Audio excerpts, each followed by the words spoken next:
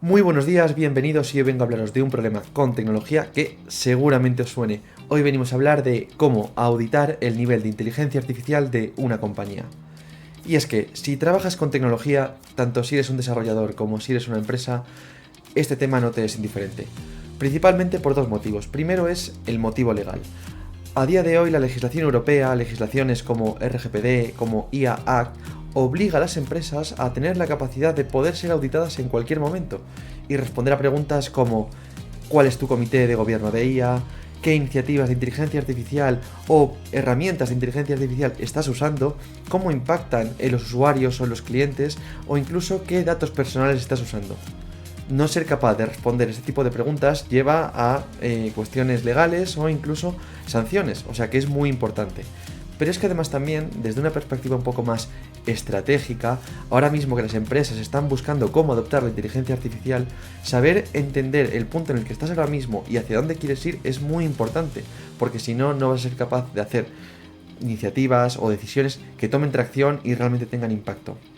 Así que, si eres un desarrollador de inteligencia artificial que trabaja con compañías, que busca empujar iniciativas de inteligencia artificial, que ayuda a las empresas a que realmente hagan IA con impacto, o si eres una compañía que usas la inteligencia artificial, no tienes muy claro cómo poder pasar estas auditorías, quédate porque este es tu vídeo. Te voy a enseñar dos herramientas que te van a ayudar un montón. Vamos a ello. La primera herramienta que vamos a ver es lo que se denomina catálogo de iniciativas. El catálogo de iniciativas de inteligencia artificial seguramente sea la herramienta más sencilla y al mismo tiempo extendida entre las empresas para poder auditar internamente el uso de inteligencia artificial.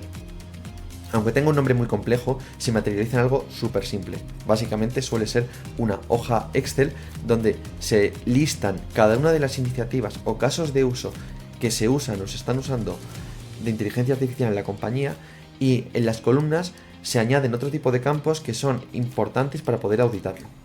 Esto, aunque suene muy sencillo, lo usan tanto empresas pequeñas como empresas del IBEX 35, no os creáis. Generalmente la información a la que se acompaña cada una de las iniciativas suele ser de tres tipos.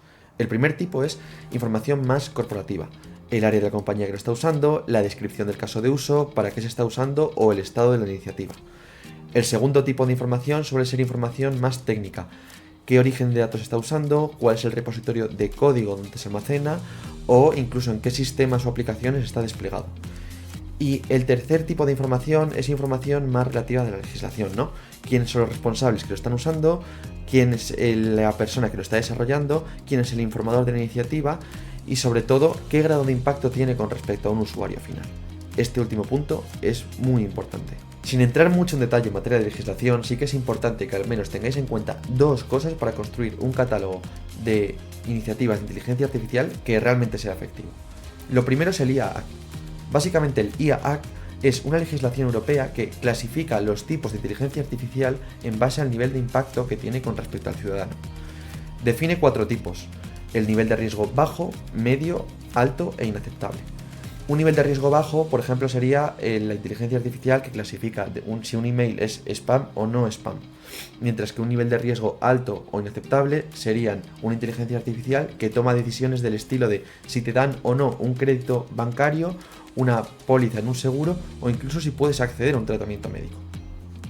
Es muy importante que en nuestro catálogo de iniciativas de inteligencia artificial, para cada iniciativa, tengamos etiquetado el nivel de impacto que tiene con respecto al ciudadano, y que además también tengamos en cuenta que el nivel de riesgo inaceptable no está permitido a priori. Por otro lado, también hay que tener en cuenta la ISO 42001, que básicamente esta obliga a poder responder a preguntas del estilo de ¿quién es el responsable de inteligencia artificial en la organización? ¿Existe algún comité ético o de gobierno de inteligencia artificial dentro de la compañía? ¿Por quién está formado? O cómo se toman las decisiones sobre el uso de la inteligencia artificial. Esto, aunque suene muy complejo, como lo están resolviendo las compañías de manera táctica, es por medio de lo que se denomina una matriz RACI, donde se definen cosas como el responsable, el informador o el desarrollador. Ahora que hemos entendido cómo la matriz de adopción de inteligencia artificial nos puede ayudar a responder estas preguntas un poco más estratégicas, vamos a ver un ejemplo práctico de cómo aplicarlo. Vale, aquí podemos ver un tablero que bien lo podemos generar en una sesión de trabajo, hablando con el cliente, preguntándole, situando posits, ¿vale? Como cualquier otra dinámica, o bien puede ser algo que trabajemos de forma independiente, autónoma y lo usemos como una herramienta visual. El caso, en último término, es que al final situaríamos las diferentes iniciativas con diferentes posits. En el eje horizontal podemos ver diferentes tipos de tecnología. Aquí concretamente hablamos de 3 tecnologías de inteligencia artificial: Machine Learning tradicional, Deep Learning e IA generativa. Sin embargo, diferentes compañías pueden tener diferente nivel de granularidad y pueden trabajar con más o menos niveles. Por ejemplo, en otras compañías puede que aparezca una columna para RPA, otra columna para NLP, a lo mejor desdoblar Deep Learning en Computer Vision o otros tipos de tecnologías. Es algo completamente propio del nivel de granularidad y especialización que tenga una compañía. Del mismo modo pasa con el eje vertical. Básicamente aquí reflejamos el nivel de impacto que tiene en los procesos. Yo suelo trabajar también con 3 niveles. El de herramienta, que suelen ser productos simplemente que contratas y lo usas como una herramienta auxiliar, pero no impacta en ningún proceso. La de interno, impacto interno, que hace referencia a los procesos internos. Y la de directamente que tenga impacto sobre el cliente. Diferentes compañías podrían también tener aquí diferentes niveles, ¿no? Por ejemplo, que el nivel interno se desdoble en 2 tipos de procesos internos. Los procesos internos que a lo mejor no son críticos, no impactan directamente sobre la venta, y los procesos a lo mejor que, bueno, son más operacionales internos y estructurales. Como podemos ver, cada iniciativa se pinta en un POSIT y yo suelo trabajar con 3 colores. El color azul lo uso para pintar las iniciativas actuales. Digamos que nos ayuda a ver más o menos de forma intuitiva dónde está ahora mismo la compañía. Aquí podríamos ver pues, que tiene 4 casos de uso y que están hacia la izquierda, ¿no?, del tablero. En verde suelo pintar los casos de uso deseables, que nos dan un poco la perspectiva hacia dónde queremos ir, ¿no? Aquí vemos que también hay otros 4 casos de uso que se han levantado o descubierto en una sesión de trabajo, que son deseables y que además también están hacia la derecha, ¿no? Y también me suele gustar pintar, con color rojo en este caso en particular, los casos de uso descartados, porque nos dan cierta visión de las áreas del espacio del tablero que el cliente ya ha pasado alguna vez y ha descartado por algún motivo. ¿Qué conclusiones podemos sacar de aquí? Pues esto es muy importante porque lo que veamos en el tablero nos ayuda a entender de forma estratégica qué decisión quiere tomar la compañía. Cuando vemos que los casos de uso actuales, o mejor dicho, los deseables, están a la derecha de los actuales, o sea, vemos un movimiento de izquierda a derecha, vemos que en cierto modo la decisión que está tomando la compañía o lo que está buscando es una modernización tecnológica, y a lo mejor ahí tengamos que priorizar la adquisición de nuevos conocimientos, nuevas tecnologías o nuevas plataformas. Mientras que cuando vemos que el movimiento más que de izquierda a derecha sucede de arriba a abajo, lo que generalmente estamos viendo aquí es una transformación digital o un cambio de cultura, donde realmente a lo mejor no estamos cambiando las tecnologías, seguimos usando Deep Learning, Machine Learning, las mismas tecnologías que veníamos usando, pero queremos que tengan un impacto más alto con respecto a nuestro servicio o a nuestro cliente. Hay otras veces que se ve un movimiento en diagonal. Básicamente se suceden los 2 aspectos a la vez: transformación digital y modernización tecnológica. Y en este caso hay que también ser consciente de que es algo muy retador para una compañía, porque requiere un nivel de riesgo mucho más elevado.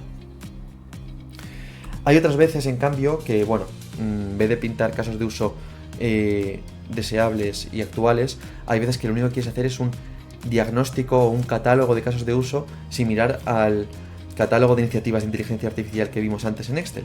Pero si lo queremos ver de una forma mucho más gráfica, este tipo de herramientas nos permite también pues verlo por diferentes áreas de la compañía, ¿no? Aquí, en vez de pintar casos de uso futuros y actuales con diferentes colores, pintaría para cada área de la compañía un color distinto. Con todo esto que hemos visto, la pregunta ahora es: ¿qué conclusiones podríamos sacar más allá de simplemente hacer un diagnóstico y entender el estado actual? ¿Por dónde empezamos? ¿Qué hacemos? ¿Qué acción táctica sale de aquí?